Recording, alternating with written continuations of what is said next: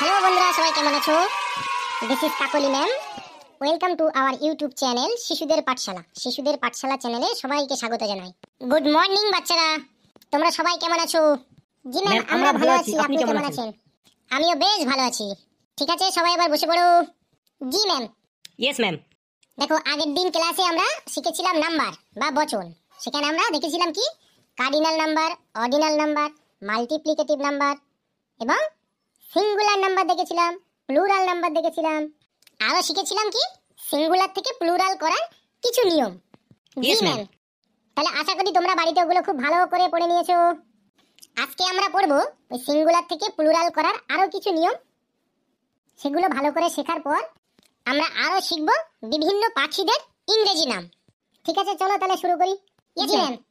দেখো, সিঙ্গুলার থেকে প্লুরাল করার নিয়ম শেখার আগে আমরা আরেকবার জেনে নিই যে সিঙ্গুলার এবং প্লুরাল কি, তাই তো? জি ম্যাম, আরেকবার বলে দিলে ভালো হয়। জি ম্যাম, আরেকবার বলে দিলে ওটা আমাদের আরো খুব ভালো করে মনে থাকবে। তাহলে দেখো, সিঙ্গুলার নাম্বার মানে হচ্ছে এক বচন, মানে কোনো একটি কিছুকে বোঝানো, কোনো একটি ব্যক্তি বা বস্তুকে যে নাউন বা প্রোনাউন বোঝায় তাকে আমরা সিঙ্গুলার নাম্বার বলি। আর প্লুরাল মানে হচ্ছে বহু বচন, মানে একের অধিক কিছুকে বোঝানো, মানে যে নাউন বা প্রোনাউন একের অধিক ব্যক্তি বা বস্তুকে বোঝায় তাকে আমরা প্লুরাল নাম্বার বলি। বুঝতে পারলে? জি ম্যাম। ইয়েস ম্যাম, আজকে আরো পরিষ্কার হয়ে গেল। তা চলো তাহলে টাইম ওয়েস্ট না করে আমরা সিঙ্গুলার থেকে প্লুরাল করার বিভিন্ন গুরুত্বপূর্ণ রুলস গুলো জেনে নিই। আগের দিন আমরা 3টে রুলস পড়েছিলাম, আজকে তারপর থেকে পড়ব। দেখো, আমরা জানি ম্যান মানে মানুষ, কিন্তু যদি কোনো কম্পাউন্ড নাউন এই ম্যান দ্বারা শুধুমাত্র একজন মানুষকে বোঝায়, তাহলে ওই ম্যানের MAN ম্যান, ওই ম্যানের এটা শুধুমাত্র পরিবর্তিত হয়ে ই হয়ে যাবে। যেমন ধরো, ওয়াচম্যান মানে পাহারাদার, ওয়াচম্যান একজন ব্যক্তিকে বোঝাচ্ছে, তাহলে এই ওয়াচম্যানটা সিঙ্গুলার থেকে প্লুরাল হওয়ার সময় কি হবে? ওয়াচম্যানটা ওয়াচম্যান হয়ে যাবে। আরো দেখো, বোটম্যান মানে নৌকা চালক, একজন নৌকা চালককে বোঝাচ্ছে, তাহলে এই বোটম্যান সিঙ্গুলার এবং এটা প্লুরাল হওয়ার সময় বোটম্যানটা বোটম্যান হয়ে যাবে। কিন্তু যদি এই ম্যান দ্বারা কোনো জাতীয়তা মানে নেশন বা কোনো গ্রুপ বা কোনো রেসকে বোঝায়, তখন কিন্তু ওই ম্যানের এটা আর পরিবর্তিত হয়ে ই হবে না। তখন ওই ম্যানের সিঙ্গুলার থেকে প্লুরাল করার সময় শুধুমাত্র শেষে এস যোগ করতে হবে।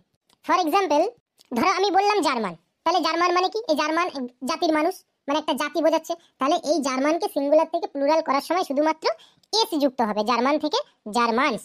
যদি বলি রোমান, তাহলে একটা জাতি বোঝাচ্ছে, রোমান জাতি, তাহলে এই রোমানকেও সিঙ্গুলার থেকে প্লুরাল করার সময় শুধুমাত্র এস যুক্ত হবে, তাহলে রোমান থেকে রোমান্স।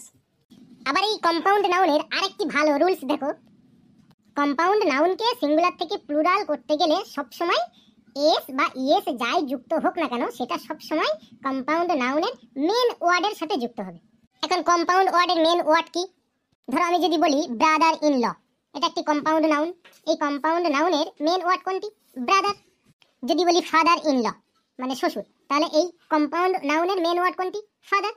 আবার যদি বলি মেড সার্ভেন্ট, তাহলে মেড সার্ভেন্টের প্রধান ওয়ার্ড কি? সার্ভেন্ট। তাহলে ব্রাদার ইন ল থেকে যখন প্লুরাল করব তাহলে ব্রাদার্স ইন ল হবে। ফাদার ইন ল থেকে যখন প্লুরাল করব তাহলে ফাদার্স ইন ল হবে। মেড সার্ভেন্টকে যখন প্লুরাল করব তখন মেড সার্ভেন্টস হবে। মানে সব এস গুলো মেন ওয়ার্ডের সাথে যুক্ত হলো। আই হোপ এই পর্যন্ত সবাই বুঝতে পেরেছো? জি ম্যাম, বুঝতে পেরেছি। এবার দেখো রুলস নাম্বার 5।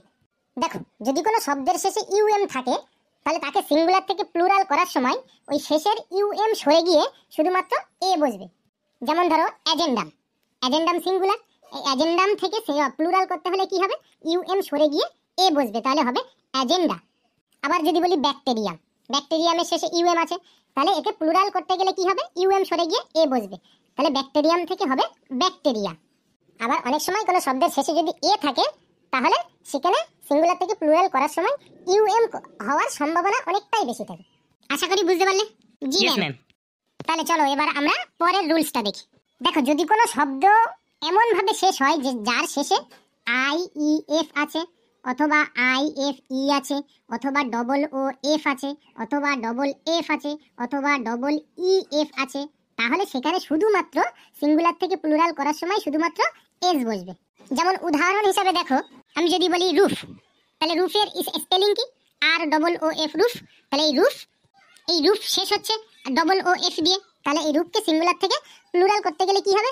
রুফস, শুধুমাত্র এস যোগ হবে। সিমিলারলি আমি যদি বলি প্রুফ, তাহলে প্রুফ শেষ হচ্ছে কি দিয়ে? OOF দিয়ে, তাহলে প্রুফ এটাকে প্লুরাল করতে গেলে কি হবে, শুধুমাত্র এস বসে হবে প্রুফস। বুঝতে পারলে? ইয়েস জি ম্যাম। ম্যাম। এবার পরের নিয়মটি দেখো, যদি কোনো শব্দের শেষে ইউএস থাকে তবে সেই ইউএস উঠে গিয়ে শুধুমাত্র আই বসবে। যেমন উদাহরণ হিসেবে যদি আমি বলি ফাঙ্গাস, এই ফাঙ্গাস হলো সিঙ্গুলার, শেষে ইউএস আছে, তাহলে এই ইউএস উঠে গিয়ে শুধুমাত্র আই বসবে, তাহলে ফাঙ্গাস থেকে হবে ফাঙ্গি। সিমিলারলি সিলেবাস, সিলেবাস থেকে হবে সিলেবি। তাহলে বুঝতে পারলে? জি ম্যাম। এবার একটা কথা বলি, ভালো করে শোনো।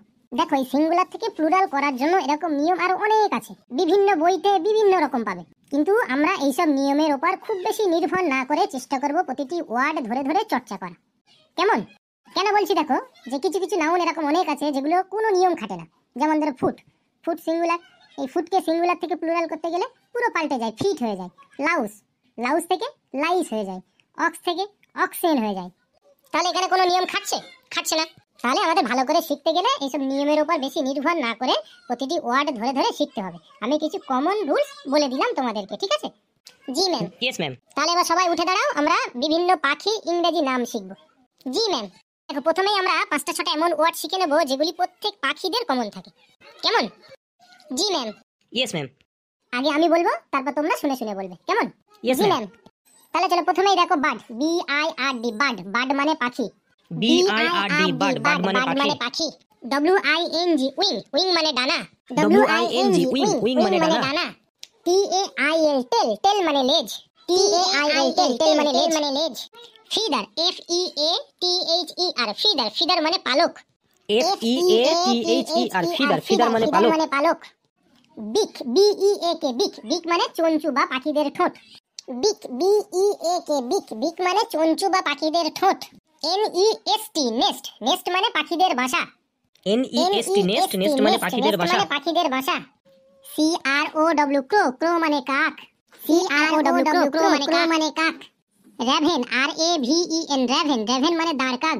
RAVEN, র্যাভেন, র্যাভেন মানে দাঁড় কাক। কুকু, CUCKOO, কুকু, কুকু মানে কোকিল। CUCKOO, কুকু, কুকু মানে কোকিল। সোয়ালো, SWALLOW, সোয়ালো, সোয়ালো মানে দোয়েল পাখি। SWALLOW, সোয়ালো, সোয়ালো মানে দোয়েল পাখি। স্প্যারো, SPARROW, স্প্যারো, স্প্যারো মানে চড়ুই পাখি। SPARROW, স্প্যারো মানে চড়ুই পাখি। স্প্যারো মানে চড়ুই পাখি। লার্ক, LARK, লার্ক, লার্ক মানে চাতক পাখি। LARK, লার্ক, লার্ক মানে চাতক পাখি। নাইটেঙ্গেল, NIGHTINGAL, নাইটেঙ্গেল মানে বুলবুল পাখি। NIGHTINGAL, নাইটেঙ্গেল, নাইটেঙ্গেল মানে বুলবুল পাখি। মার্টিন, MARTIN, মার্টিন, মার্টিন মানে শালিক পাখি। MARTIN, মার্টিন, মার্টিন মানে শালিক পাখি। PIGEON, পিজিয়ন, পিজিয়ন মানে পায়রা। PIGEON, পিজিয়ন, পিজিয়ন মানে পায়রা। DOVE, ডাব, ডাব মানে ঘুঘু। DOVE, ডাব, ডাব মানে ঘুঘু। Taylor bird, TAILOR, Taylor, BIRD, bird, Taylor bird মানে বাবুই পাখি। TAILOR, Taylor, BIRD, bird, Taylor bird মানে বাবুই পাখি। TAILOR, Taylor, BIRD, bird, Taylor bird, Taylor bird মানে বাবুই পাখি। আশা করি সবাই বুঝতে পেরেছে এই পর্যন্ত। Yes, ma'am, বুঝতে পেরেছি। ঠিক আছে, এবার সবাই বসে পড়ো। ঠিক আছে, আজকে ক্লাস এই পর্যন্ত। সবাই বাড়িতে পড়াটা ভালো করে তৈরি করে নেবে, কেমন? জি ম্যাম। ইয়েস ম্যাম, আমরা বাড়িতে ভালো করে পড়ে নেব। তাহলে যাও, আজকে ছুটি। ছুটি, কি মজা। কি মজা। হুররে, কি আনন্দ, ছুটি, ছুটি। তাহলে বন্ধুরা, তোমরা যারা ক্লাসটা দেখছিলে, ভিডিওটা ভালো লাগলে একটা লাইক করবে এবং নিজে যতটা শিখলে ততটা অন্য কাউকে শেখার জন্য ভিডিওটা শেয়ার করে দেবে।